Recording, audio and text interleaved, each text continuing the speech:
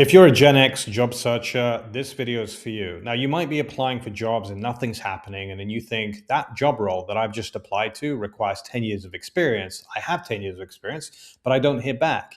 Why is that happening? Well, it's not the hard skills that you should be worried about. It's the actual signal that companies look for that you're probably not sharing and showing. And I'm going to show you how to do that in this video. Not a lack of skill. Now, your problem isn't the lack of skill. You're probably looking at your resume thinking, I have the experience, but I'm not getting a job. And it's not because of that. That's not the main issue. There's a number of issues that I'll go through in this video, but let's go with the first one. If you're going to join a company will start to wonder if you're going to be the right fit for the team. And they're not going to be looking at the hard skill as a requirement or a priority when they want to know if you're going to be a good fit for the existing team. Think about this. The company has invested so much money and time building a team of 5 people, 10 people, 100 people, 5,000 people. Every new addition will be a risk to that. So they want to de-risk their job search. If you have the hard skills, great. A lot of other people do. But if you're not going to be the right fit, then hey, you're just not going to get the job. Now, how do you explain the right fit? I think there's a number of things that you can do. You can talk about company culture fit. You can talk about soft skills. You can talk about work style. You can talk about the reasons why. And I'll go into each one of these in a little bit more detail in this video. But those are things that are a supplement to the hard skills. So let's start with soft skills. Soft skills are a great indicator to how you would be a good fit to the team. Soft skills, if you're a communicator, you have leadership qualities, if you are very good at adaptability, teamwork, empathy, whatever it is, companies are going to start looking at that as an addition to how well that hard skill you have will be a good fit with a team that will actually like you, that you will get along with. If there's a particular department that requires more communication, another department that requires more delegation, then leadership is going to be a pretty good soft skill to have. So if you had less experience but a stronger leadership quality and you showcase that in your resume, you would have an easier time for that particular one job. So soft skills are a good differentiator for adding to the existing team. Company culture fit. Now, company culture fit is probably the most important. I should have led with that, but I wanted to kind of give you a little bit of the soft skill as well. Now, company culture fit, you have so many different company cultures, but I want you to imagine that you've got Google and you've got JP Morgan. Google, beanbags, JP Morgan, leather seats, right? So 80-hour weeks, work-life balance on one side. So why is that important when you are looking for a role as a Gen X job searcher? Well, companies are going to hire to see if you're going to leave after 3 months. So again, de-risking your employee acquisition process from a company perspective.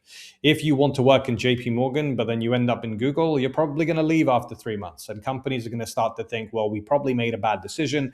We didn't consider the company culture fit, and therefore this person has left. Work style. Now, why is work style so important these days? If you're a Gen X job searcher, you might be used to in-office work. COVID happened, then you worked hybrid/remote, and then you went back to in-office work. A lot of companies are putting their claim or their stake in the ground in terms of how they would like people to work, and it's probably more important than you think. You might be looking at remote work and then you're applying to hybrid roles. You might be really wanting to get back into work, into the office for your new role, or you want a mixture of everything. Now, if you don't showcase these things and the reasons why, then you're missing a trick. So I want you to imagine this as a potential mistake you're making. Hey, I've got the hard skills, but I don't care about the working style. I don't care about the company culture fit. I don't care about the soft skills. I've got the real experience needed. And then the company's looking at your profile and thinking, I wonder if this person could work remotely. What if they want to do in office, but we give them a hybrid position? What if this is a hybrid role, but then they want to do a fully remote role? We don't know, probably not the right fit. Let's go with somebody else. And then you might be thinking from your side, hey, I've got the experience. Why did I get declined? You're probably seeing my point now. If you have the experience, but you're not going to be the right work style fit, that again increases the risk of you leaving or being a disruptive element to the existing team that they've built. And that changes the way you actually go through the hiring process. Personality traits. Now, you might be thinking, what the hell does a personality trait have to do with job search? More than you know. Yes, I'm sure you have to be a really nice person to get a job, and I'm there with you on that. But Are you extroverted? Are you introverted? Do you want to work with a large team, a small team? How do you handle pressure? Are you genuinely positive? Are you quite negative in specific case scenarios? These are all very real things that can impact your work. And I think that doesn't come as a shock. But companies have become so sensitive these days to understand what personality traits you have and how they work with soft skills, how they work with the company culture fit, the work style, and then they make a decision to hire you. So if you're a Gen X job seeker right now, and you're just limiting yourself to hard skills and you feel that that's the only thing you can talk about, a bit of a wake up call. There are so many extra things that you can do. You can talk about how you can fit into the existing team, why you want to thrive in that company culture, why the career progression will be linked to your personality traits, and also why the working style is so important.